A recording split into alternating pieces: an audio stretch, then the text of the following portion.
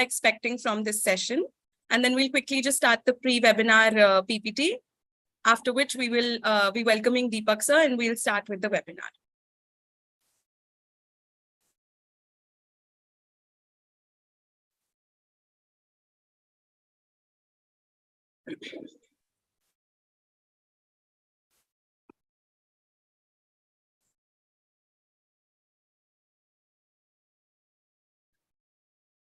Okay, so as you all keep sharing where you are from, what do you do and what are you expecting from today's session, I'd just like to take a moment to run you through the control panel on Zoom so that your participation can be as enthusiastic as we would like it to be. To attend this webinar, you can join us through Zoom, which you all are here, as well as through YouTube. Someone from our team is going to be pasting the links shortly in the chat window. So please feel free to share it amongst your peers, your network, so they all can also join from YouTube if they would like to. Just take a moment to see the control panel. As you all can see, this is the mic button. Here you can click on it and you can mute and unmute yourselves. We would request you to please keep your mics muted throughout the session. And if the speaker asks you to unmute, then please feel free to do so. This is the video button. You can click on it to switch on and keep your video off. Given the large number of people that are joining us today, we would request you to keep the video off in case there are any sort of bandwidth issues. However, we would like to see your faces in the beginning, so please keep them on just for a few moments before the speaker joins us. This is the chat window. So once you click on the chat button, you can message everyone, you can post your questions, and we would request you to actually do so that we can collate them and the speaker can take them towards the end of the session. After the webinar, we really hope that you would talk to people around you on what you learned today, especially because we remember best when we share our learning with others.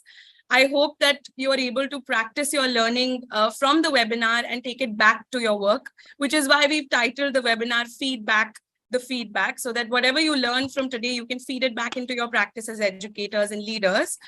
Feel free to watch the recording of the webinar and other resources on the Firki app.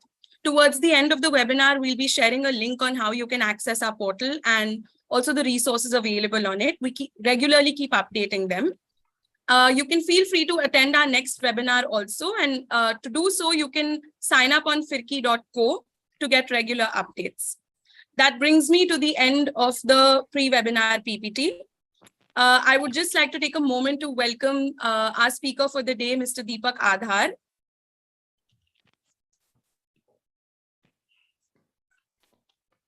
Good morning, Deepak sir. Welcome to the webinar. Good morning, and good morning to everybody. Good morning, sir. Good morning, sir. Good morning. Good morning. Very good morning.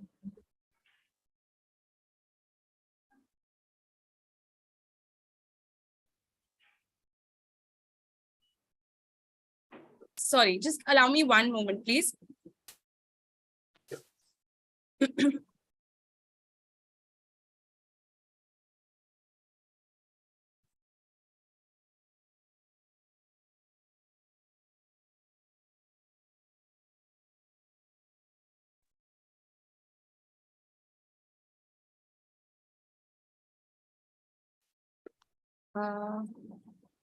Yeah.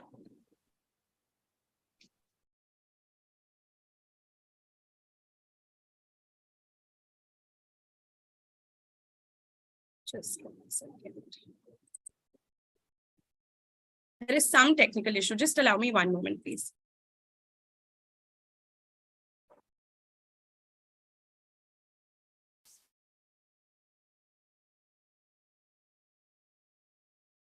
As we wait for Akriti to figure out the tech, would love to hear from everyone in the chat box how they're feeling today. How are they joining this space? What is the mood? What is the energy? Love to hear some reflections on that. And even expectations. What are they looking forward to? Yeah. Okay, we're ready. So namaste everyone. This is the DTU Firki webinar series and we are very delighted to have you join us for today's session, We've titled it Feedback the Feedback, Leaders as Critics. And we are doing this with partnership with Commander Deepak Adhar. I am your host, Akriti, and I work as a course designer with the Firki team. I will be your guide throughout the webinar to help you navigate through the content. With that, let's move on to the webinar at hand. I would like to take a quick moment to share the objectives of today's webinar. Yes, before we do that, just let's quickly go over the norms for the webinar today. The first one would be to keep your cameras on. Like I also mentioned in the pre-webinar PPT, in case you feel that there are bandwidth issues, please feel free to switch it off for a while. Keep your mics off unless asked to unmute, because this helps us navigate through the webinar a little smoothly and there are no noise issues. Please use the raise hand function to ask a question. As we go along the webinar, we'll be collating all the questions and we will have Deepak sir answer most of them towards the end. And the last is, please participate enthusiastically through the session, because this is a topic which is very relevant to anyone who's working in a leadership position. With that, we're going to move on to session objectives. Before we do, like Anu said, please choose an emoji or GIF and post it in the chat to express how you're feeling today as you join us on a Saturday morning.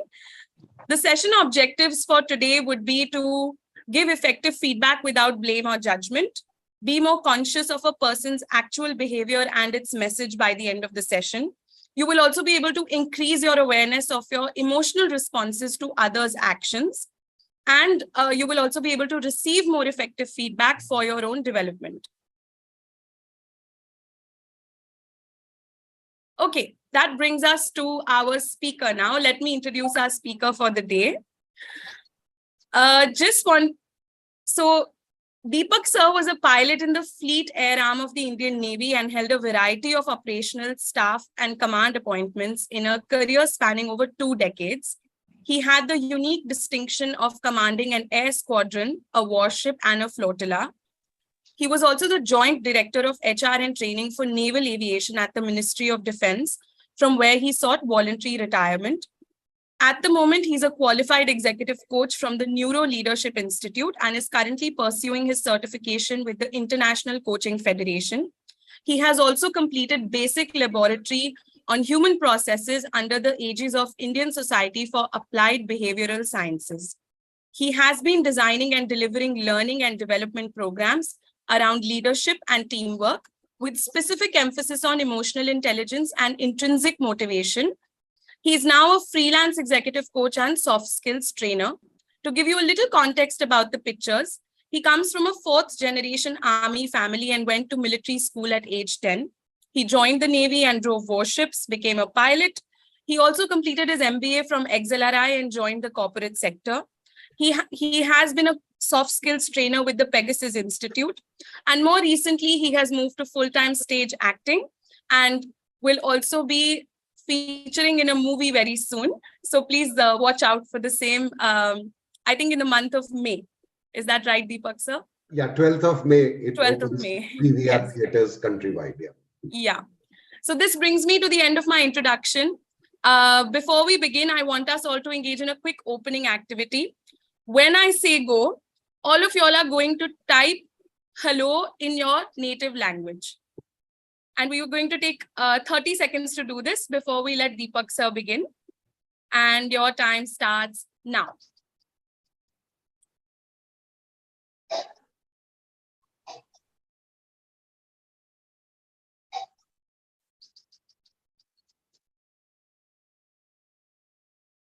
Okay, we see responses coming in.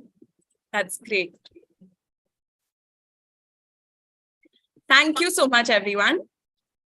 I hope you all have an interesting afternoon now. Over to you, Deepak sir. Yeah, if you can stop sharing your screen, please. Yeah. Thank you so much, Akriti, for the lovely introduction. And thank you so much. I can see there are about 190 people, including myself, on this. So that's quite exciting and overwhelming. And as Akriti said, I think feedback is something that all of us seek, whether it is in a leadership position or whether it is even in interpersonal relationships. So what I'll do is I'll start with a little poll, and I'd request Akriti to do that. I just want to find out as to whether how many of you believe that open people have better relationships. Open people have better relationships. So the answers would be agree, disagree, or can't say. And if we can quickly have.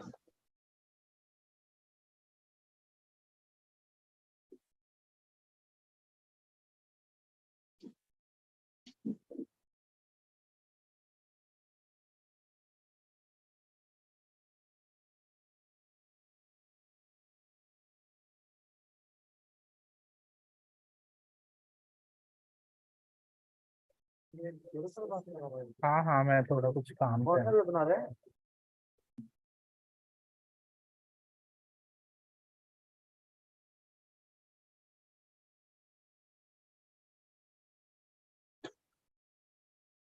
We have about 70% people who've responded, and we'll close the first poll and share the results now. So you can also see these on the screen. Yeah. What we've got. Yeah. So we have 63% people who agree, only 14% people who disagree, and 24% people who are fence sitters. They're not sure whether open people have better relationships or not. So if we just go by the majority, and if we were to just start with this presumption that open people do have better relationships. So if we can just get the screen share off. Yeah.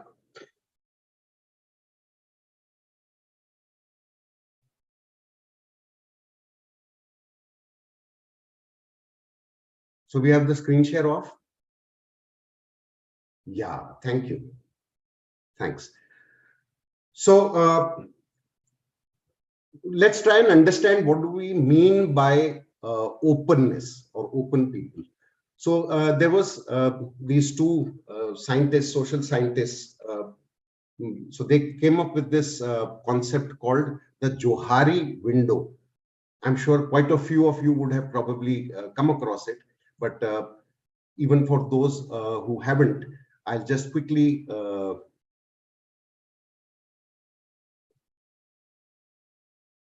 yeah.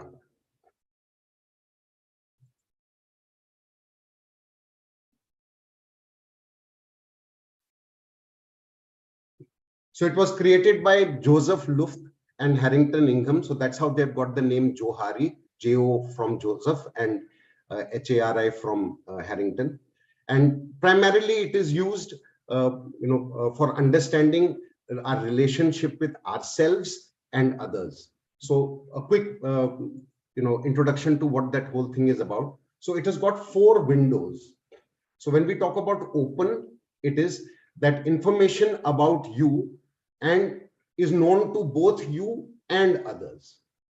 So what is known to you is known to others. So it's an open window. There is nothing different on either side of the window. Then comes the next one, which is called the blind self. So that is that information about you is not known to you, but others know about it. Then comes the hidden self, which is information about you that you know, but you have kept it hidden and others don't know about you. And finally, there is information which is the unknown self that neither others know about you and nor do you know about yourself. So why I'm getting it, talking about it here is when we are talking about open. So the only way we can be open is if we can increase the size of this open window. And that can happen when we reduce the size of the other windows. So any inputs? I would like some hands raised on how can we reduce the blind part of our Johari window. So you can even punch in the answers also, and you can please raise hands, and then I can invite you to respond. So I'll put the question again. So we got these 4 windows. There is the open window, and thereafter there is the blind, the hidden, and the unknown. And how do we increase the size of the open window? By reducing the size of the blind window. So that's where I wanted. Yeah, Renu. Good morning, everyone. Sir, as far as I understand that the blind window is that part of our personality which we misunderstood. So the best part to reduce that is to get a genuine feedback and accepting it in a positive way from the others, I think. Super, super, excellent. So yeah, anybody else?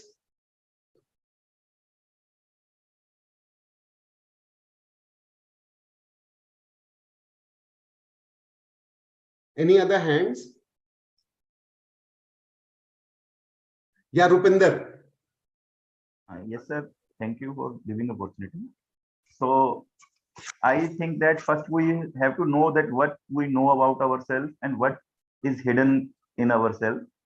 So for that, we should do some exercises like reflection and meditation so that we can know our inner self. Then we can open that blind window that is not known to us or others. I think. Thank you, Rupinder. Thank you. Yeah, Rajkumari ma'am. Good morning, sir. Sir, I think in blind self, what we don't know about us can be two aspects, positives and the negatives ones. Where someone feels inferior when he is not aware of his positives or his qualities. So that is, and second one, if he avoids or is not bothered about his negative qualities. So both makes blind self. Okay, perfect. Sonia. Good morning. Very good. And what I feel is open self, people will know about you only when you tell them. Right. Perfect. So I feel giving more of, I being a leader, so whenever I have to explain, I give my own examples because I know myself better than anybody else. So then you also become transparent to people. They see you, right? Absolutely. And of course, like somebody said about the blind self, that yes, you need to take feedback from the others because you might be thinking, okay, I'm doing the right thing, and you have that intention of doing the right thing, but how others perceive that, I think we need to know that too. So feedback likewise is very, very important. Super. So I can see a lot of other hands, but I'll quickly sum it up because finally we are going to be talking more about feedback here than about Johari window. This was just to introduce you to feedback. So absolutely right. To become open, you have to reduce the blind self, reduce the hidden self. For the blind self to be reduced, because you are blind, you don't know. However, others know. So if you ask others, that means you seek feedback. Yeah. So, yeah, I think just mute, please. Yeah.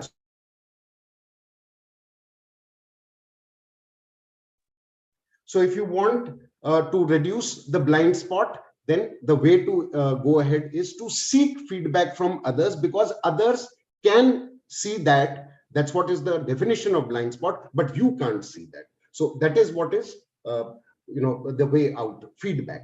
As far as hidden self is concerned, as was just told by Sonia, that it comes with disclosure, because it's known to you, others don't know, and for others to get to know about it, the only way they would be is by you being transparent, the words lovely words you used. So it is what you call, when you make disclosure about yourself, then other people get to know about it and the open space improves.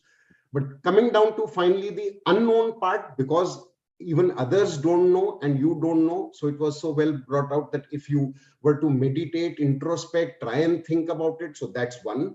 But more importantly, there are other tools also. So first and foremost is experimenting. So when you try, that's how you get to know. And the second thing is even in terms of simulations and in terms of there are these tests, psychometric tests that happen. So when you answer those, so through them also you get some insight about yourself, which may not be known otherwise.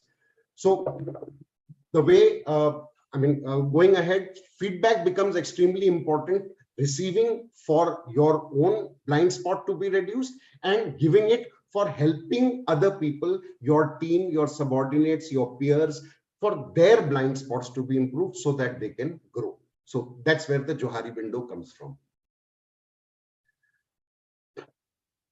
So now we'll have another poll and we'll come down to, is feedback essential? Yes, no, or maybe?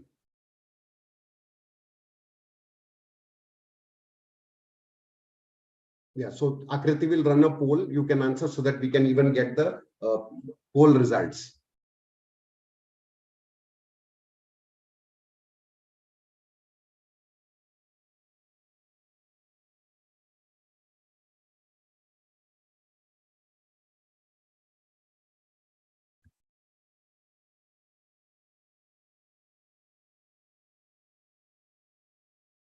I will request all participants to use this link.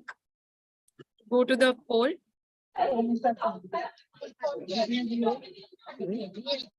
Yeah, so I think we got the wrong one. It was whether yes or no. This was the next one, which was why is it?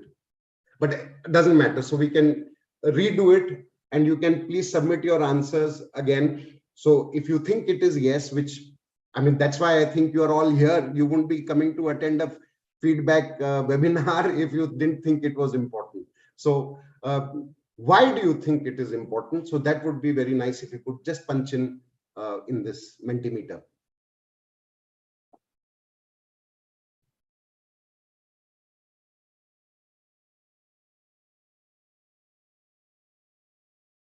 Lovely. So self-awareness, acceptance, self-reflection tool,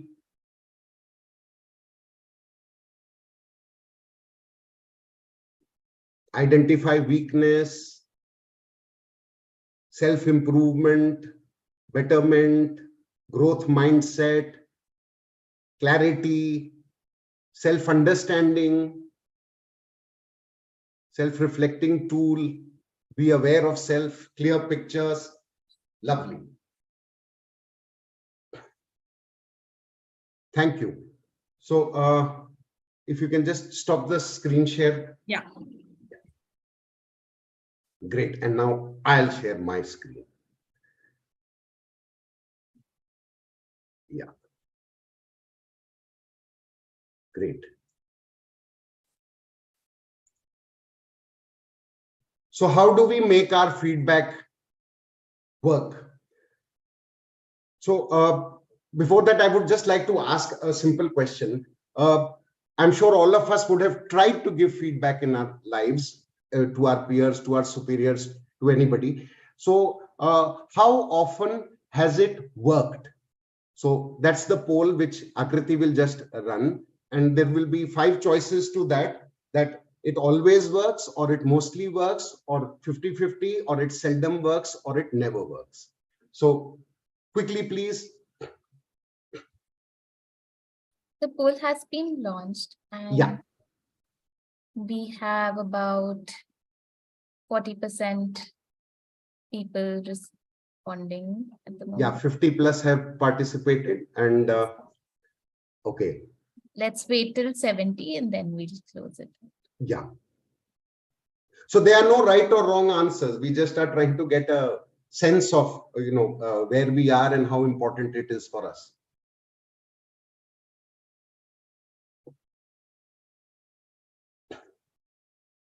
So we have 61% as of now.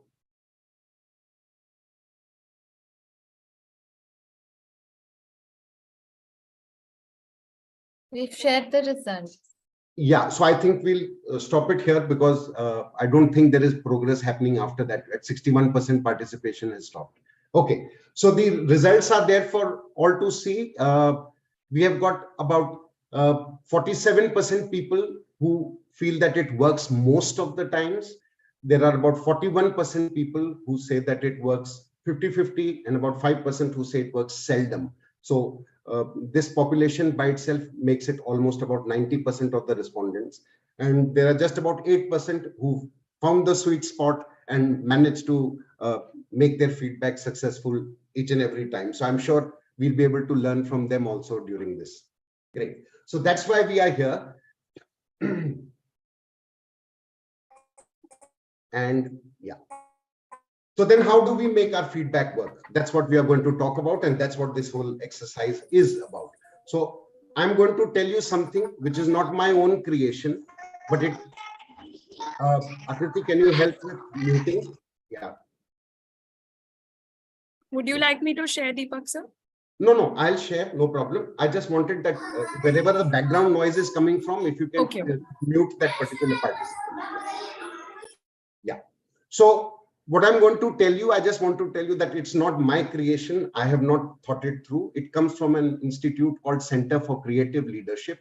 It has been created after a lot of research that has been done. And how it is going to go is, first we'll talk about what does an effective feedback look like.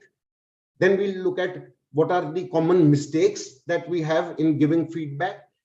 Then we'll identify what are the effective feedback giving skills, what pitfalls to avoid, and then we'll summarize our learnings and come with some do's and don'ts.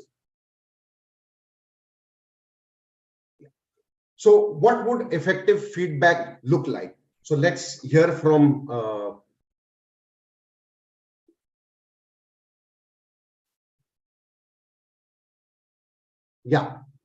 some hands. What do you think effective feedback looks like? Samreen, yes. It should be precise and solution based. Okay, precise and solution based. Okay, that's how it should look like. Deepika? Can I say? I have a raise hand option. I'm not able to see. Is that okay? Yeah, so who's this? Dinesh here. Dinesh, okay, please say. So I feel the feedback should be given with a proper observation. Okay. Without observation, the feedback should not be given, and I feel it should include both the grow and glow points. Lovely. So the question I'll repeat again. What does good feedback look like to you? When you look at it, what would be the result of that good feedback? So yeah, that's what I want to know. Sakshi? Thank you, sir. I think effective feedback should be very specific. First of all, it should be, even when we say it's based on observation, it should not have assumptions. Because usually even when we are observing, we add our assumptions and our schemas to it. However, it should be based on facts, exactly what we are seeing. Secondly, it should give me a specific point of action. Of course, appreciation should be there, but then I should know at the end of it what I need to work on. Lovely. Specific point of action. Sonal?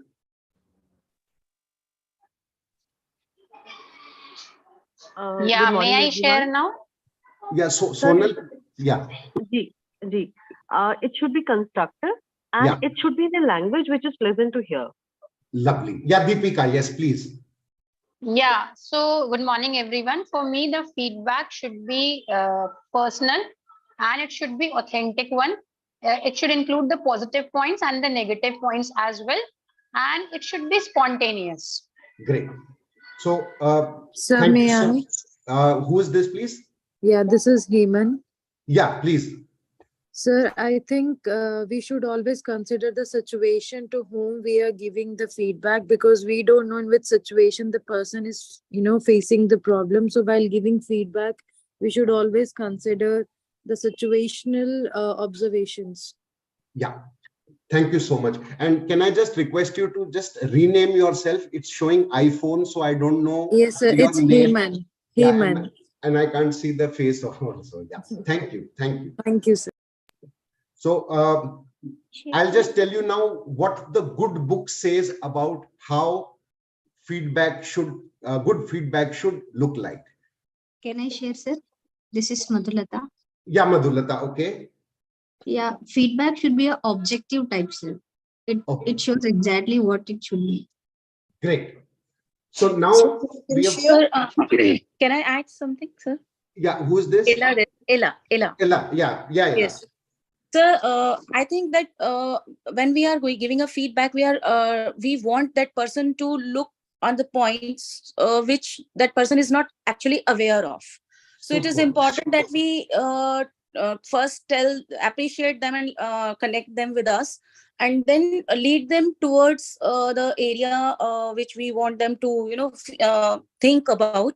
So we can put some questions which actually take them to that area, and they think themselves about where they need to improve. Super, Vila. Thank you so much. So do I add? having heard multiple views on that, now let's just get down to what is the gospel definition as far as the institute is concerned. So it says that effective feedback should enable the receiver to walk away understanding exactly what she or he did and what was the impact it had on you. So that's the definition under which we go, that a feedback would be effective if the person who received it has understood exactly, precisely what she or he had done and what was the impact it had on you. So with this, we come down to any questions on this. You can please feel free to put them in the chat window and we'll take them at the end of the session. Yeah. So let's come down to what do we do wrong when we get feedback or when we give feedback. So can we have some hands? What do you think we do wrong? Manjulata? Some common mistakes. Yeah, Manjulata. I think that we should be open and accept whatever feedback is given. Okay. Acceptance is the first thing. Okay, acceptance. Yeah. So my question is, what do we do wrong when we give? Right now, I'm talking about while giving feedback. So that's what I would like. What all are the mistakes commonly made? Yeah. May I come? Yes, Yes. Monica. Yes, sir. So the common mistake which we do, I'll state with an example. Most of the time as teachers, when parents have come, we always say, आपका बच्चा बहुत अच्छा कर रहा है और अच्छा कर सकता है. So, और अच्छा क्या कर सकता है? They are looking for that. Where can my child do? अच्छा तो कर रहा है और अच्छा कर सकता है. And if you have not given a constructive feedback to a parent, parent is blank. That parent does not have any idea, any clue about it. Thank you, Monica. Thank you so much. Bhavna? Yes, sir. Thank you, sir. Sir मुझे लगता है कि जो भी हम feedback दे रहे हैं उसमें हमारी पर्सनल बायसनेस या पर्सनल जजमेंट्स नहीं आनी चाहिए जो आ जाती हैं किसी को भी देते हो, लाइक माय फेवरेट स्टूडेंट या फिर वो स्टूडेंट मेरा काम नहीं करता but it is answering right now, तो मैं उसे देते हुए या कुछ भी करते हुए हो. And second thing, it should be positive and encouraging ताकि उससे कुछ फीडबैक मिले और एक डिजायरेबल बिहेवियरल चेंज हमें बच्चे के अंदर या फिर जिस भी पेरेंट को हम दे रहे हैं उसके अंदर आ सके. Super. Riyaz? Yes, sir. So I think as she was saying that we come with the prejudgmental notions. So not judging the person, rather trying to be in his or her situation and then trying to give feedback or give whatever suggestions we have is really detrimental. Thank you. Manisha?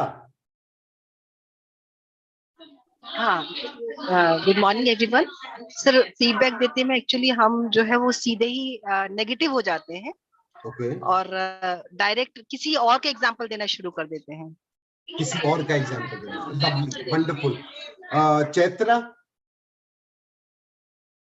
Chaitra Prasad? Yes, sir. Actually, what happens is we sometimes give a very generic feedback, which there's no one size fits all when it comes to feedback. Super. So we should not give generic feedbacks. Yeah. Supriya? Hi, sir. So sometimes we try to give evidence. Sir, I think. Yes. Supriya?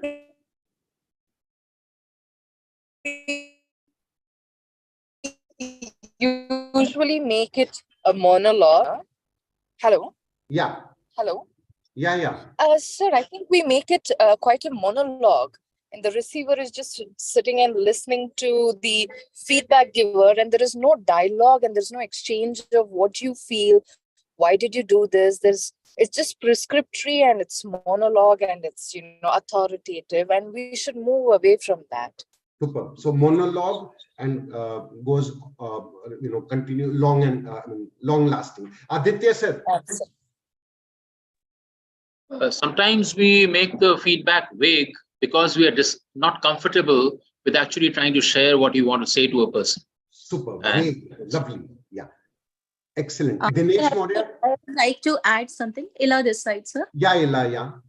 Sir, I think that at times we are so proud of ourselves that we try to, looking from a perspective of a boastful thinking is there, and we consider the other person as in like not knowing something, or we try to, we become boastful at times, and that also I think is a problem in giving a feedback.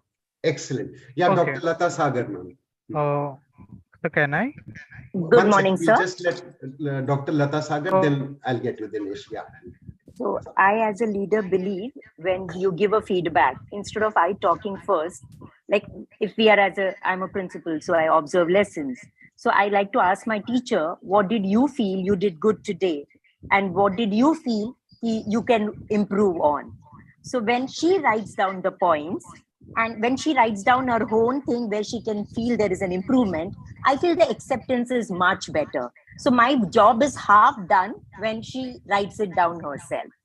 And another thing is, when you give a feedback, always never say ki your class was disturbing. Give an example. The boy is sitting in the second last bench. So when we sit, we have to sit with a notebook and a pen and observe each and everything and write it down to the point. If I say you made a spelling mistake, I have to tell her, instead of Excel, this is how you spelled it. And that's how it works better. Thank you, sir. Thank you so much, ma'am. Yes, Dinesh, sir. Yes. Yeah, so what I feel is we as a leaders, if we are giving feedback, we should refrain ourselves from something called as negative feedback. We should always look if the feedback is evidence-based. It includes like no praise and no format. I feel some of you might know what no praise and no format is. We never give feedback. We know what are the things they have done. We praise what is done better, and we can say like what are the things and the scope for improvement. Super. We never point out negatives or ye galat kiya aapne, wo galat kiya. Yes. Thank you. Lovely. Yeah. Lovely.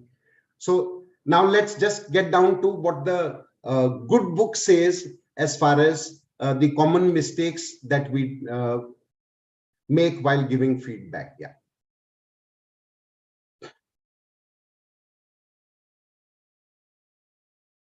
So the first is judging the individual and not the behavior. So that's extremely critical, because what happens is, okay, so what happens when we judge the individual? Any responses? What would happen if we pass a judgment on, like, for example, that principal? Yes. Sir, it becomes personal and the person comes into defensive mode. Super. Absolutely. So anyone, if he makes a judgment on me, then I take it personally and I become defensive. So there is a difference between me and my behavior. So if you're talking about the behavior, for example, if I am using this pencil on the table and I'm tapping it, and because of that, it is disturbing the class. If you say that I am disturbing the class, I will become defensive. But if you say that the tapping noise of the pencil is disturbing the class, then I can stop that without being personal. Then I will not be defensive about the whole thing. Correct? So that's where we have to be. The mistake we made, that we tend to judge the individual instead of the behavior. So mistake number one. Next, giving vague feedback. So that was also brought out by somebody. So when we give feedback, like even if it is, say, so-called positive feedback, I think you are a good leader, or I think you are a wonderful team player. Now the point is, when I get this feedback, I don't know exactly what makes me a good leader or why am I a good team player.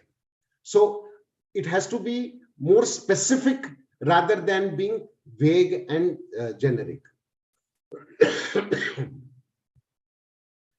Next is giving feedback on behalf of others, which was also brought out. So it's third party, that when you start saying that, so and so said that you are, so that becomes third party feedback, which doesn't work, because you have to personally observe, you have to see it yourself, and when you are giving it and it is coming from you, only then it makes sense.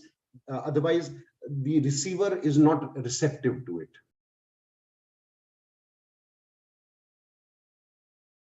So this is a common mistake, because somehow it has become very popular, especially in the corporate world, when we are, giving feedback to our subordinates, and we like to sandwich. So it's like what they call the sugar-coated pill, where you put, the so-called negative feedback or the bitter thing inside, and then you've got two slices of good on either side.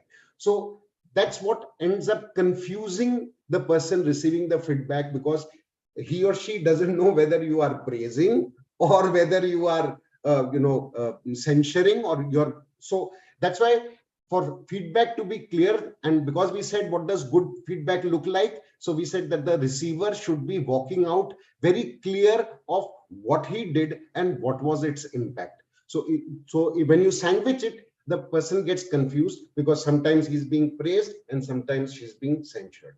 So be specific and just keep it minimal. Yeah. Then comes exaggeration and generalizing. For example, you are always late, or you are never on time. So when you do something like this, it becomes very defensive. I mean, I take it personally, and I said that is generalizing. I was on time on that day. How can you say that, I'm always? Whereas if you're specific about it and saying on Tuesday, the meeting started at 8, you came in at 8:15, so then that becomes very specific. So exaggeration and generalizing dilutes the feedback.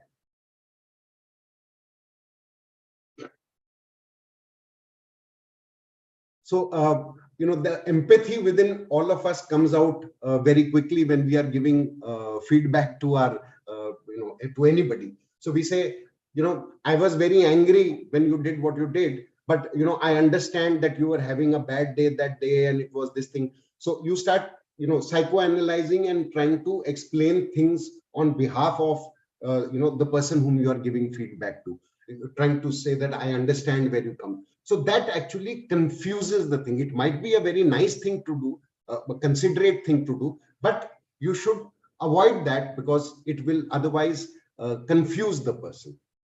So just keep the feedback to what was it that person did and what was its impact, without trying to understand where that person was coming from. Next is giving long feedback. So this was another thing which had been mentioned, where, so when we start, then we don't know where to end, and we go on, and then that person who's receiving the feedback also gets confused and, loses his attention. So it should be very, very crisp and specific.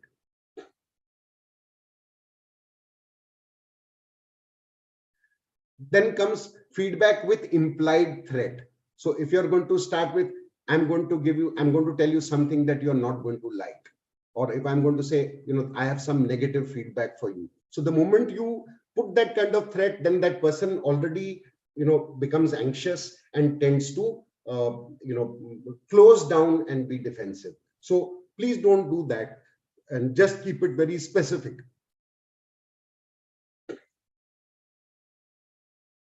Then comes inappropriate humor. So someone will come in, the meeting starts at 10 and someone walks in at 10:10.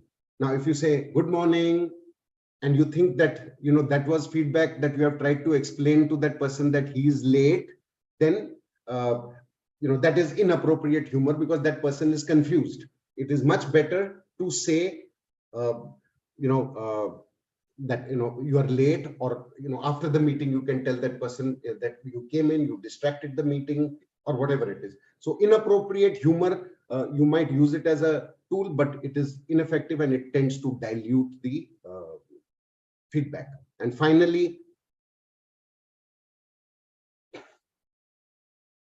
giving feedback as a question. So we tend to say, what do you think? about this. So when you start doing that, then obviously that person has done whatever he or she has based on their understanding of it. So if you try to ask them as a question, they'll be confused. You have to just mention what was the thing and what was its impact, rather than trying to put a question there.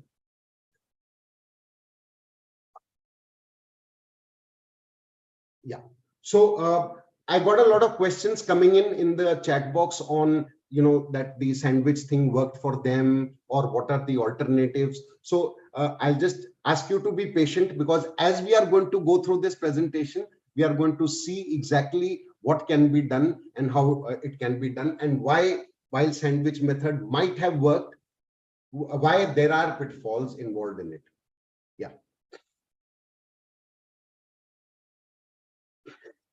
So what we are going to do is, we are going to use, and that is what the CCL talks about, which is the SBI framework. So it's easy to remember, State Bank of India. All of us, are familiar with that. So S stands for situation. So capture the situation. So what then is describe the behavior. So situation means, in the morning at the meeting, when we were all got together for the briefing, so that becomes the situation. So the person's mind goes to exactly when you are talking about, the focus goes there. After that comes describe the behavior. You walked in at 8:10, and then deliver the impact. We kept waiting to start the meeting while everybody had been there on time. 15 people were there. The client was also there. It showed our organization in poor light.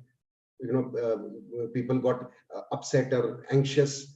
So that becomes the impact. So situation, behavior, impact. SBI.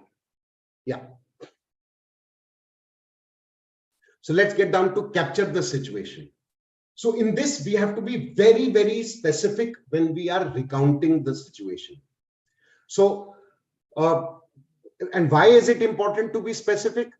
Then what happens is that the focus of the person who is receiving the feedback goes back to exactly that point in time, because we are mentioning that last evening at 5 o'clock, when we were all having a cup of tea in the cafeteria. So now when you are saying that, the person who's receiving it exactly gets to know what are we talking about. So the rest of the clutter goes, confusion goes, and that particular image comes back to the mind of that person. So it becomes much more specific. So make it data driven as far as possible. So that is day, date, time, location, event. So yesterday, or 27th, 5 o'clock in the evening at cafeteria, when we were having a team get together, so like that. So it becomes very clear and the ambiguity is lost. Next. Yeah. So it helps to bring the situation to mind to make the message clear. So this is what the S is all about. Absolutely. As Sumita says, the situation helps in addressing the feedback effectively. When you can replay it, so it's like rewind and you are able to see exactly what happened. So that's why capturing the situation and the S is very important. Now comes describing the behavior. Now this is unfortunately the most omitted and difficult, and yet the most crucial step, because we tend to, from this spot, skip out, because we ourselves are not aware of what exactly that person did, and we are talking about generally how we felt, without being specific on what was that action that had been done by that person. So next. So therefore, you have to describe the precise action without using any adjectives. So for example, while we were sitting in the meeting yesterday, I saw that you were looking at your watch again and again while I was talking, that you were also glancing at your mobile phone, that you were looking out of the window and you even waved out at people passing by in the corridor. So these are the actions. Instead of just saying that I thought you were disinterested, and if you were to, so that becomes a judgment on the person. I thought you are disinterested. But instead of that, when you are saying that you were not maintaining eye contact with me, you were looking at your watch, you were looking at your phone, you were looking out of the window and waving out, you were peeping into the next person's notes that person was writing.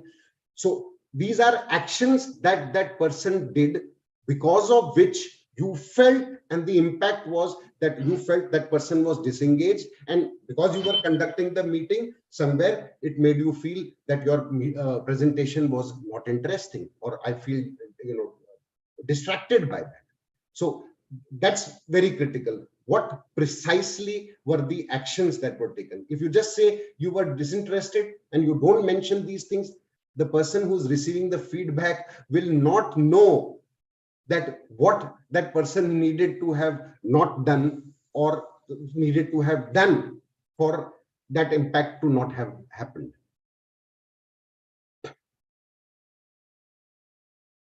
Absolutely. So like Sumita said, if you don't mention the action, then the feedback is vague. And if the feedback is vague and the person does not know what to do or what to stop doing, then no purpose is achieved. So in that, even identifying the body language as a reflection of the behavior. So for instance, if I'm saying, I mean, you were sitting and you were sprawled on your chair with your legs, stretched out, and, you were leaning back and, swiveling on your chair. So that body language indicates that you are disconnected. Chavi, we'll speak about this. I mean, we'll answer your question after this.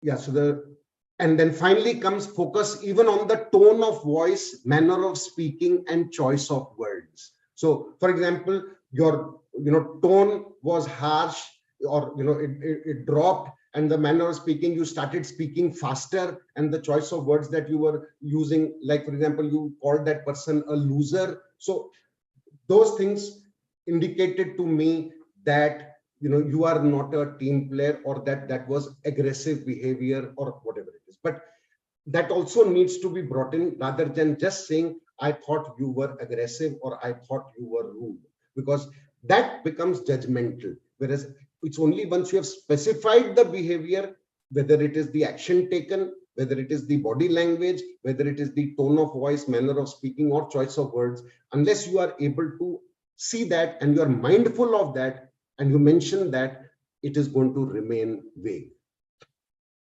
So this is the toughest part. Then comes deliver the impact.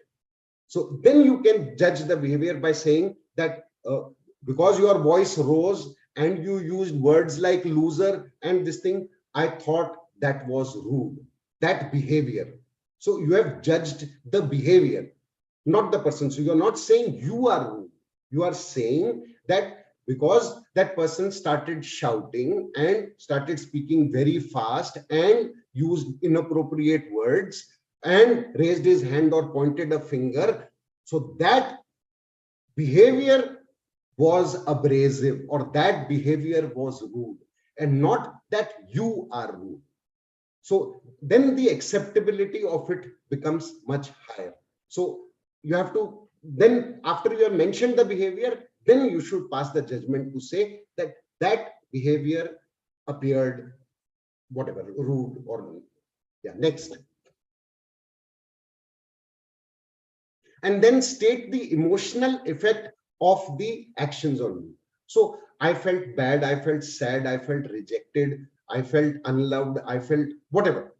So and here also it becomes it's not you irritated me, because then the blame is going on the other person. So here you are taking ownership of that I got distracted. So you were clicking on your ball pen constantly while you were sitting in the class, and I was trying to concentrate and I got distracted. So it was the clicking of the ball pen that distracted, and I got distracted. So the blame is not on that person. So it is that, so the person can then realize that he or she shouldn't click on the ball pen when the class is going on, because that can distract others. Yeah.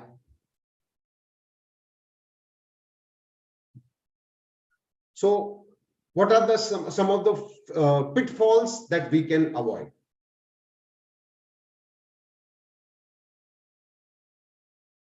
So we already covered, lots of people mentioned a lot of things that can go wrong. So here are some that the good book says. So it is backing out of giving the feedback. For example, if you start off with, you did that and it made me feel angry.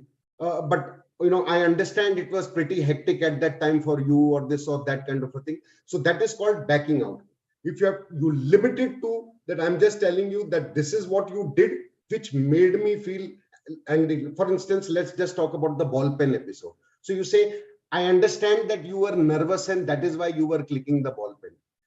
So then that dilutes the feedback. The feedback is the ball pen was being clicked and that distracted me. The moment you now say, I understand that, that means you are somewhere saying that it is okay. And if it is okay, then that person doesn't know what to do or whether to do it next time or not, because that person has got empathy that because he was nervous or she was nervous, she was clicking on the ball pen. So don't do that, because that will make the feedback ineffective, or it will dilute it. Next is sharing your own experiences while giving the feedback.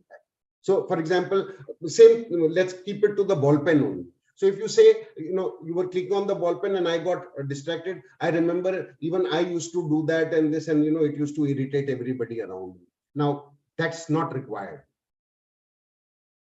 Yeah.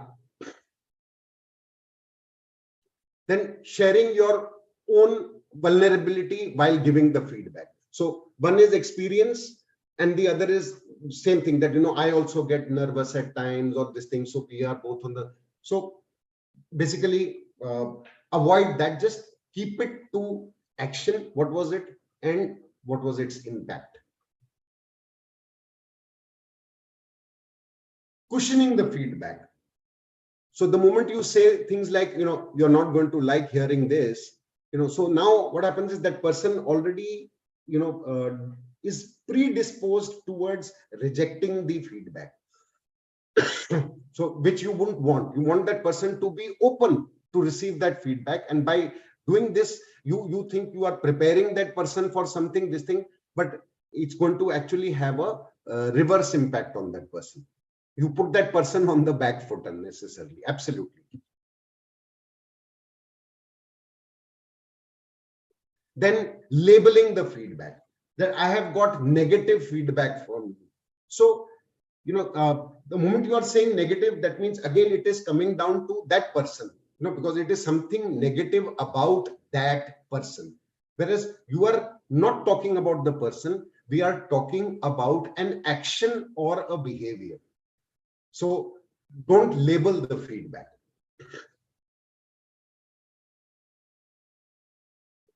Giving advice while giving feedback. So I think this is one of the biggest pitfalls that happen, and which was again brought out by one of the participants, that we think that we are in a higher position and we are always giving advice to the people, telling them what they should do. And especially with adults, nobody likes being given gyan and being told what to do. I'm sure even with children at home also, you must be having the same thing when you keep telling them what to do. So avoid getting into advice. Just keep it to, so if you say, you should not, click on the ball pen while people are sitting. So then you are challenging or you are embarrassing that person, that, he doesn't even know what to do with that feedback. If you are just saying that the clicking of the ball pen, the sound of that is distracting, and I find it difficult to remain focused. So then automatically that person has that sense that he would not. So if you say you should not click on the ball pen, So now you are giving advice which makes that person defensive, and as so many people have just mentioned, nobody likes advice. So please don't give advice. That is one of the surest ways of that feedback, getting diluted.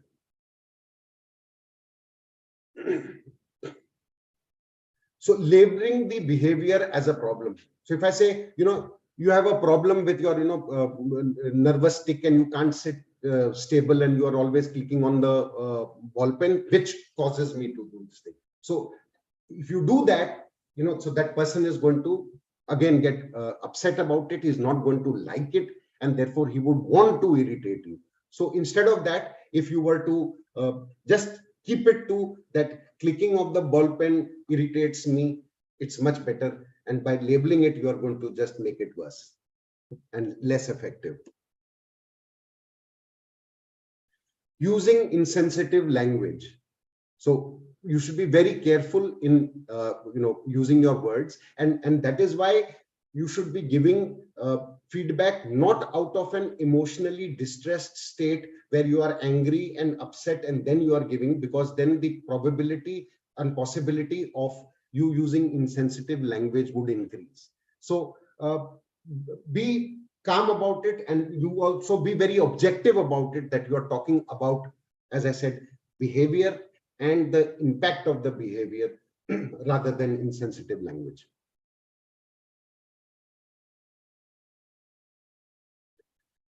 Judging the person, not the behavior. So you irritate me versus the clicking of the ball pen irritates me, and not even clicking of the ball pen by you, not even that. It is the sound of the clicking of the ball pen irritates me.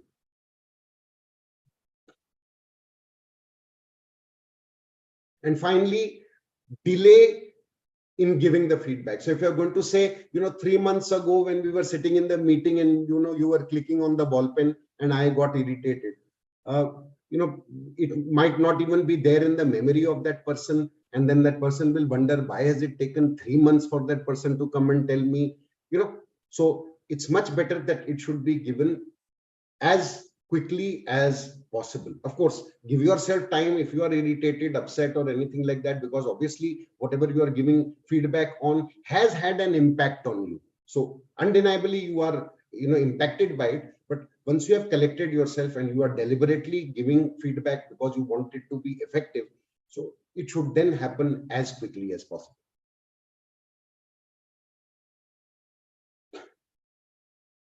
So from here, let's see how to build our feedback skills. So FB is not Facebook, it's feedback. So let's see how to build our feedback skills. So the first is that you don't have to wait to start giving feedback.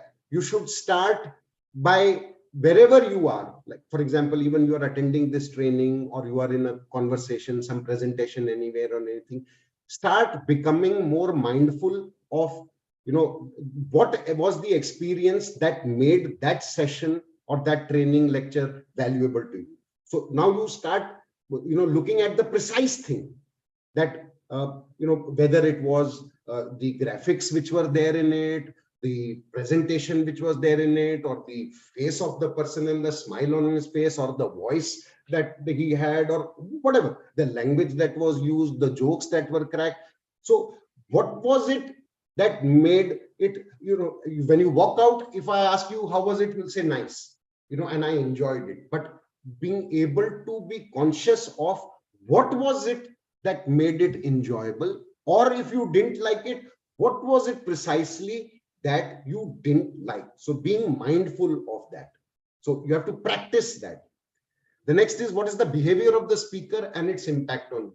So if the person was very repetitive, or if the person was using words whose meanings you didn't understand, or if the person was very soft and the voice was very low, or there was lack of energy in him, which is what made you feel distracted and couldn't keep your attention. So you have to pinpoint what was that behavior, and you have to practice that, develop that skill, so that when you are doing it with your subordinates, your team, your peers, your whomsoever you are going to give feedback, first and foremost you have to have that skill to be able to identify that. So you should practice that. And then finally, what was the impact of this behavior on me? So then you should become aware that, by that person constantly doing this or that, this is the way I felt. So being aware of that. So you should keep building this skill, keep reviewing this skill. And that is going to help you in being able to deliver better feedback. Next is practicing reflection. Now, reflection is an extremely powerful tool. If you see at the bottom left, there is this thing called adult learning cycle.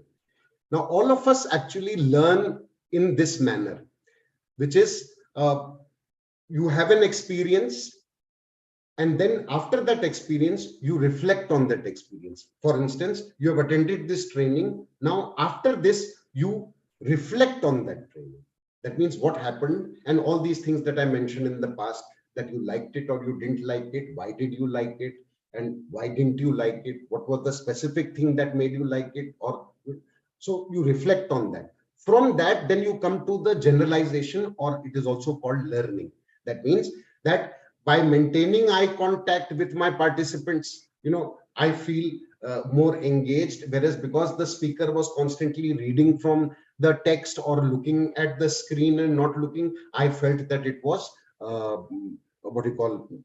disengaging. So now you are going to then apply it, application, that when you are going to do what you are going to do, you will try to ensure that you maintain eye contact with all your participants.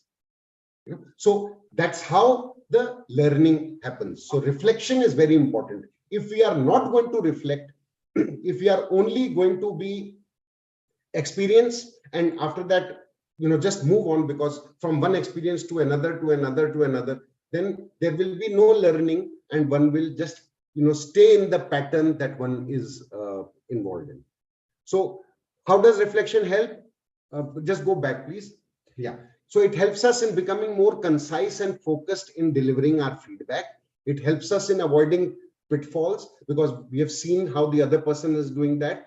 And then it helps us in being more effective. And obviously it makes it bolsters our leadership skills. Yeah.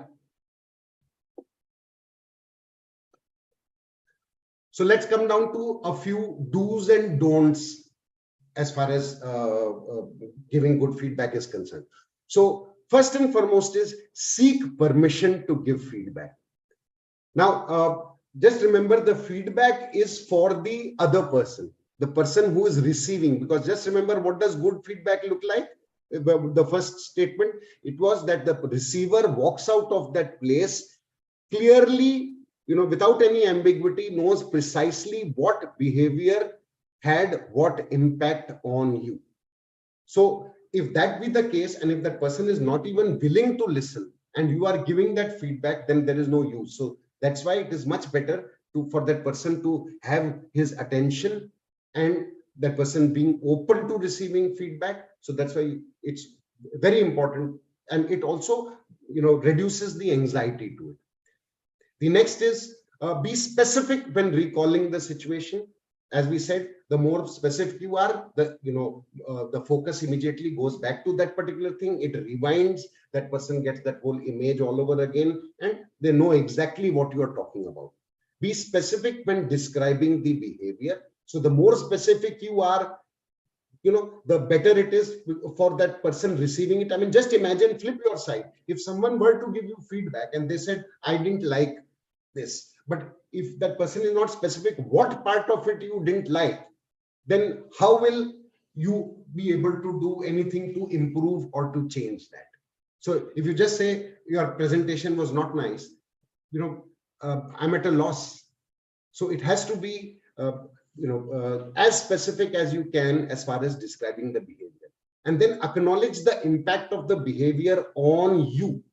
That means I felt, you didn't irritate me, I got irritated, or I got bored, or I got whatever. But it's not you were boring, I got bored. Acknowledge the impact on yourself. Judge the behavior, not the person. So you are saying that action is distracting, or that is what makes it boring, or whatever it is. So then pay attention to body language, because What happens with body language is there is something which is called explicit and there is something which is called implicit. Whatever is explicit usually is like words or graphics which you, when you see and then you process it with your rational mind, and that's how you come to a judgment. But there are a couple of things which are implicit. Just by that person not maintaining eye contact with you or constantly looking away and talking to you, you feel that that person doesn't like you or something like that. Now, you are not even consciously processing this. At a subconscious level itself, your body and your mind has made up that this person doesn't like me or this person is hostile towards me. So you have to be focused on the body language and make out what is its impact. Next is verbatim quotes. So when you are quoting someone, you said this, the more precise you are and the lesser paraphrasing you do, the better. Then you recreate the behavior if appropriate by showing that person and doing that for that person to understand what are you talking about. Give it in a timely manner. Timely is both the things. One is it shouldn't be too late from the time the episode happened, and it should not be too long. Give feedback and then stop talking. So make it very precise. This is it. This was the impact, and stop. Because if you continue, there is a possibility that you'll empathize or you say it happened with me also, or you'll give your own example, which will dilute it. Focus on a single message. So we were talking about sandwich. In sandwich, there is one good feedback, one bad feedback, one good feedback kind of a thing. Now there are 3 feedbacks coming. So then that person is confused. It's much better a single message, a single feedback. And be sensitive to the emotional impact of your feedback. Next. So don't assume, don't be vague, don't use accusations, don't judge the person, don't pass along vague feedback from others, no third-party feedback. Don't give unsolicited advice. You should do this, you should do that. Don't psychoanalyze. I think, someone asked also what is psychoanalysis. So this is, you are trying to analyze what is the psychological condition of that person at that time. I know you are disturbed, or you are nervous, or you are this thing, or you are that thing, because of which, so don't do that. Qualify your feedback by backing off the description. So don't do that. Just keep the feedback to what it is rather than trying to back out of it. Don't use examples from your own experience. Don't generalize with words like always or never. Don't label your feedback as positive or negative, and don't sandwich your feedback with you did. This is it. But the moment you add but, and if you're going to clarify, it will dilute.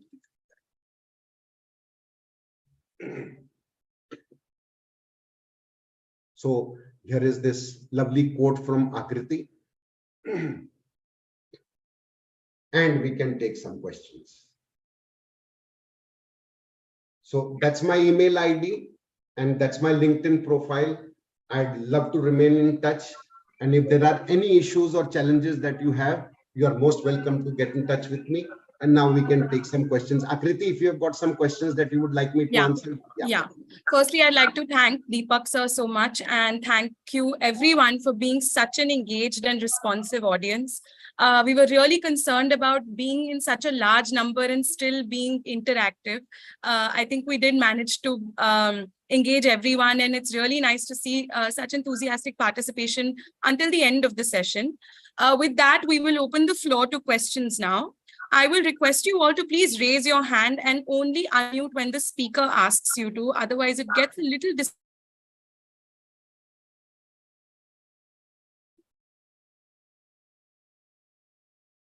Something happened. Questions that are available to us in the Q&A section, because those have been asked right from the beginning. So there is a question from Sakshi, which says, is there a process that you follow or would suggest while giving feedback to someone? Yeah, so I guess that, I don't know at what stage this question came, because I thought that's what it was about, SBI. Yes. I think that's the process. So you start with the situation, try to be as specific about it, as much data driven. I also call it DDI, where D stands for data, the next D stands for description, and the I stands for impact. So whether SBI or DDI, whichever works for you is fine. So situation which is purely data based, what time, where, what was the occasion, that kind of thing.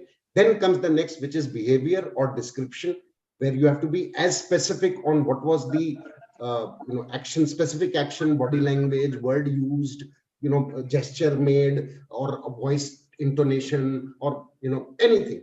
And then comes the impact, which is how did it impact me? How did I feel, or how did I judge that behavior, that I feel that behavior is disruptive, it doesn't help in the team or anything. Yes, Matangi. Sorry, Deepak sir, there are a few more questions from the Q&A section. So I'll just run those first. Before I take the before we take the new ones. So there is another question by Aditya ji. He says, when giving feedback, you said that we should avoid advice. But will it not be good if we suggest desired behavior? So I think the tendency with human beings is, and I think a couple of people when I was talking also, they mentioned also that people don't like advice. There is also something which is called autonomy. You should allow it to the good sense within that person and presume that everybody has that good sense, that when you have told that by your doing this, this is what is the impact, then what is the behavior to be changed would be applied by that person rather than being told. So in that, if the other person asks you, so what should I do? Then probably one can go ahead with it. But otherwise, it's generally, especially with adults, not a good idea. So again, I said adult learning cycle. So as far as children are concerned, it can be a little different with where they actually respect their teachers so much. Teacher ne bola tha aise karna hai, and more often than not they do that. And even when the parents say aise nahi, they will be willing to fight with you to say no, teacher ne bola tha that. So probably in that setting maybe, but otherwise I don't think it's a good idea. The next question, thank you so much, Deepak sir. The next question is by Priya. She asks, why is sharing our own experience or vulnerability while giving feedback, why will it make that ineffective? Will it not help build a personal or comfortable space for the giver and receiver? Yeah, so I agree with that. The challenge here is that it can confuse and dilute, because just because you resonate with that particular thing and you are saying, I understand why you did what you did, kind of a thing, then it can kind of dilute and that person doesn't understand what to do about it. So if you keep it to as simple as possible, that this is what you did and that was the impact it had on me, without getting the other thing in the middle, it's much more effective. That's it. And again, what works for you may not work for the other person, and that people may not like the idea of you being Gyan or you putting yourself on a high pedestal and trying to say whatever it is. So I mean, I don't think, as far as this model of feedback is concerned, it does dilute that. Thank you, sir. There's another question by Aditya ji. He says, if there is a history of bad feedback or perceived labeling, how will we go about repairing the feedback giving mechanism? I couldn't really understand that. If you can paraphrase it for me as per your understanding. I will request Aditya ji to do it because as it's his question, so it would be better. So what I meant to say was that, sometimes we've already talked to a person several times and we've not done it well. Now, when you are wanting to do things well, how do you go about building the bridge again? Oh, perfect. So I guess, again, we are now talking about that probably, and this is my assumption, that you gave a feedback to a particular, a person was given feedback and that was not done in the SBI style, because of which there is a possibility that bridges were burnt because that person took it personally and it was judgmental or something like that. And now that, you would like to repair it. So in that case, again, it can come down to, first and foremost, is an apology for having passed judgment on the person, and to then say that my issue is with the behavior and not with you, and this is the specific behavior and that is the impact it has on me.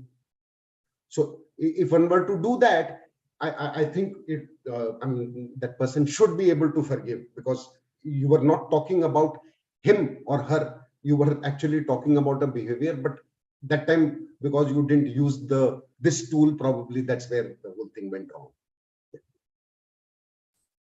Does it sound okay to you, Aditya sir? Yes, yes. Thank you. Thank you. The next question is by Siraj. He asks, what should a teacher do in order to provide feedback to his pupil or teacher, a pupil teacher or trainee teacher during simulated teaching and skill teaching? So, yeah, so again, I think the rules remain the same. If we are going to, I mean, if you say the class was good or it was not good, or if you say it was interesting or it was not interesting, so I think that would be very generic. I think it would be much specific. So if you say that, you come down to that, you didn't, I mean, call the children by name, or, eye contact was not there, or, people were distracting and you didn't let them tell them anything or stop them from. So like that, the more specific you are, and again, specific on the action taken or what was happening, the more effective it will be. But if it is going to be generic, judgmental kind of a thing, then I guess it will not. Thank you, sir. Yeah. The next question is by Saibel. I'm sorry if I'm pronouncing your name wrong. Please correct me if I am. The question is, could you clarify what the negative impact or disadvantage is of psychoanalyzing, assuming that it has been done respectfully and clarified with the student whether they agree about the analysis or not? Yeah, so as I said, the only pitfall with psychoanalyzing is that somewhere you are then kind of mitigating it and you are saying that it's okay. So it's like, I know you are nervous, that is why you are clicking on the ball pen. So, so now that person is confused whether, it's okay to continue to click because the other person understands that I'm nervous. So instead of that, if it remains at that clicking of the ball pen, it distracts the class, that's full stop.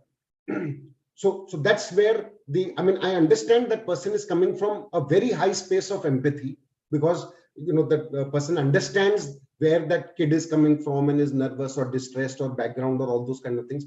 But that's not the point. The issue is that a particular behavior has a particular impact on the conduct of the class or whatever it is, etc. So we are talking about the behavior, and that person needs to change that or handle one's nervousness differently. Thank you so much, Deepak sir. So those are all the open questions that we had. We do have about 2 more minutes to take new questions, and then we will start to close. So Rupinder.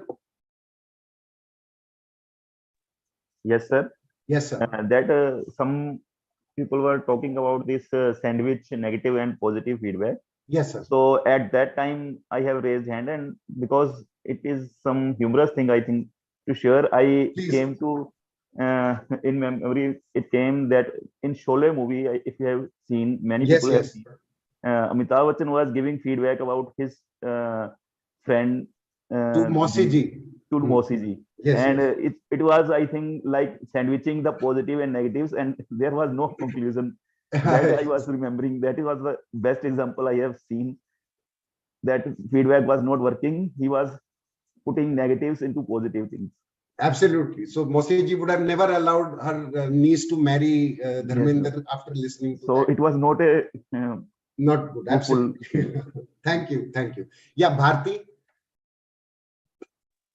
नमस्कार sir. Yes, ma'am. Sir नमस्कार. जी sir, मेरा ये question था, कुछ दिन पहले I am a teacher, कुछ दिन पहले ये था कि हमें पीटीएम के लिए पेरेंट्स को बुलाना है, और मेरी मेड मुझे ये बोलती है कि मैं पीटीएम में नहीं जाऊंगी क्योंकि हर बार वो एक ही शिकायत करते हैं.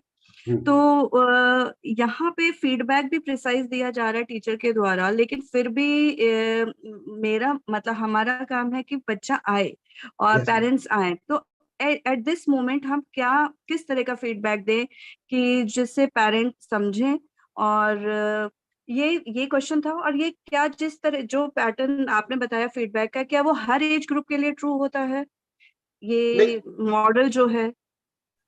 So ma'am, two things. So first is, as far as applicability is concerned, certainly with small children, preschool or nursery or something like that, it's not because they are not so mature to understand that just because this is the impact and this is how it is affecting you. So, I mean, it's like, I mean, they'll not be able to register. So it's probably better in those cases where you need to say, be more prescriptive, as I would say. But otherwise, it generally is applicable for adults. And I would say anything about 11, 12 years of age or something like that. And as far as parents are concerned, and as you said, कि वो आते नहीं हैं, I think each individual is different, and what are their reasons why they don't come. I don't think one can control their behavior that way. You can tell them that by your not coming for the PTM, you are losing out on an opportunity for development of your child. So the behavior is not coming, and impact is how it is going to affect the child, and then after that you leave it to their discretion whether they are willing to pay the price for that or not. That's the way I would. Okay, Matangi, thank you, sir. Yes, ma'am. Welcome. Matangi, ma'am.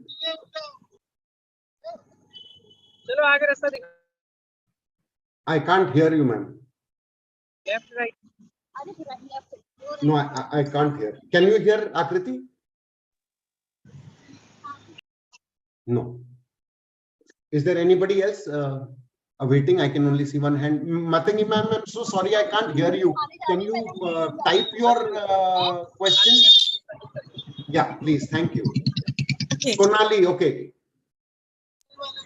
Yes, sir, just one quick question. Yes, ma'am. There is, you did mention at one point that instead of asking them to rationalize in the form of a question, it's probably a better idea to give it in the form of a statement. But there is a tested tool which is called the PQP, Phrase Query Polish. Yes. For giving feedback, or rather, eliciting it from the recipient. So the praise portion is the good part, the positive feedback, and then you have the almost like in the sandwich mode.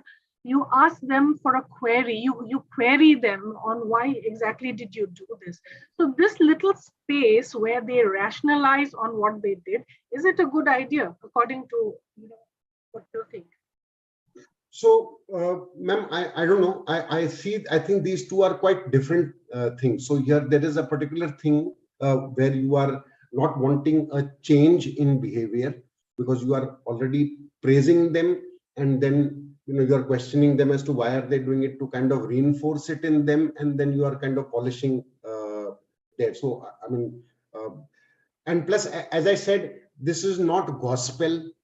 This is just over a period of time research done by the Center for Leadership, and it is in their wisdom that they have said, and if it works for you, you can try this, and if that works for you, why not? I mean, I'm not saying one solution fits all, but generally this has been found to be successful. I'll leave it at that.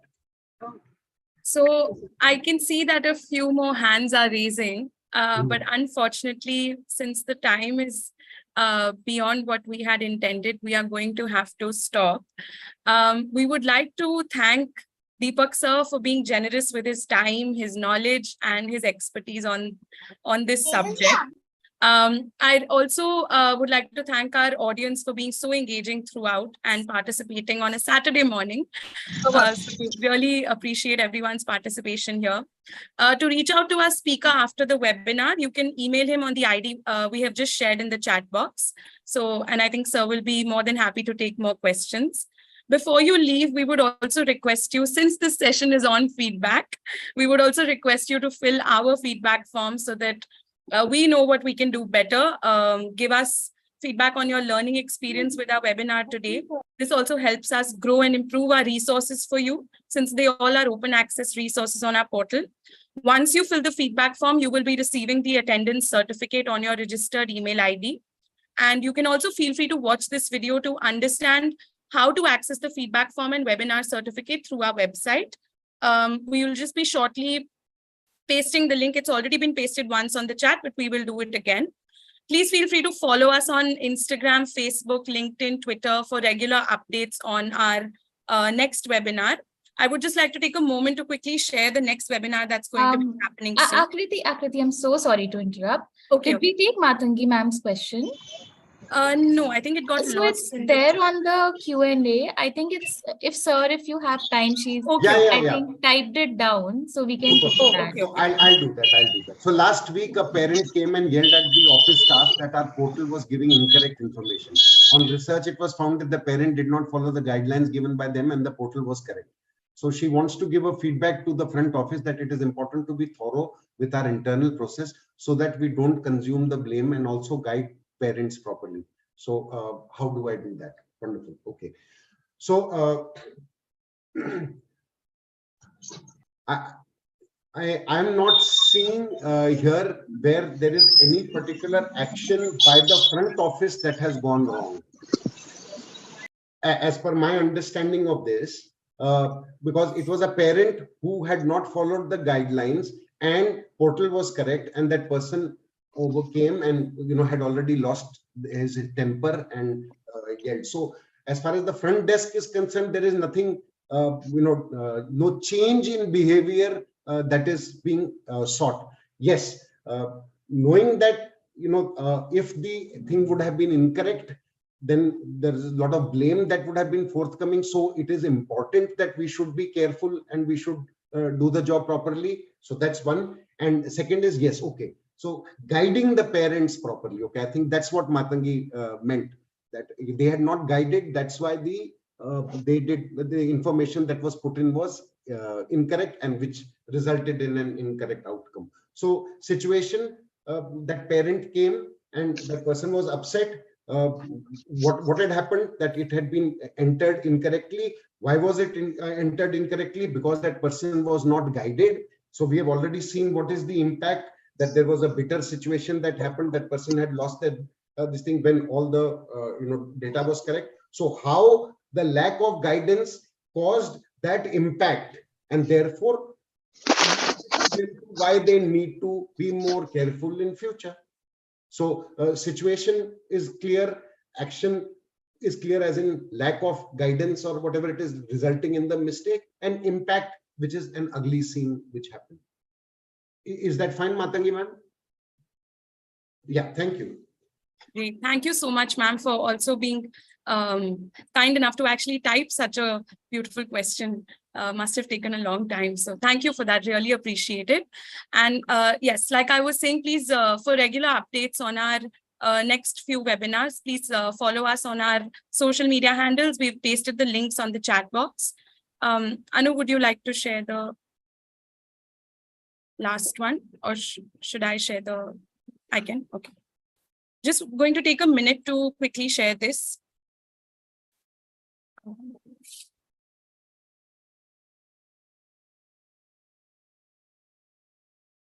Okay, I think there is some tech issue today. So I can present. Yeah, screen. One second.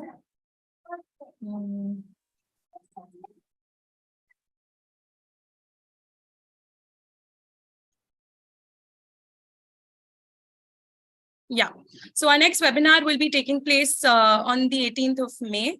It is with another leader called Anuradha Mathur. She is going to be conducting a webinar on leaders and biases, and why addressing our bias is important to cultivate leadership. So invite you all to please join us for that. We'll be circulating the registration link soon, as well as the we'll be circulating the registration link soon, and the updates will be available on our social media handles. So looking forward to having everyone there. Again, would just like to close out with a huge vote of thanks to everyone, all the participants, for being so enthusiastic and engaging throughout the session. And of course, to Deepak sir for being so generous with his time. Thank you so much. And please stay tuned for our next webinar. Thank you, everyone. Have a lovely day and a great week ahead. And thank you for a participative audience. Thank you so much. Yeah. And if anyone wants to come off mute and share their gratitude for sir, please feel free to do so now. Hi, my name is Asomta, a senior coach with Teach for Nigeria. I woke up 6 a.m. this morning just to join this webinar. Thank you very much, Deepak. Thank you very much, Teach for India. Thank you very much, Firki. Thank you. Thank you so much, Asumta. Thank you so much for those words of encouragement and appreciation.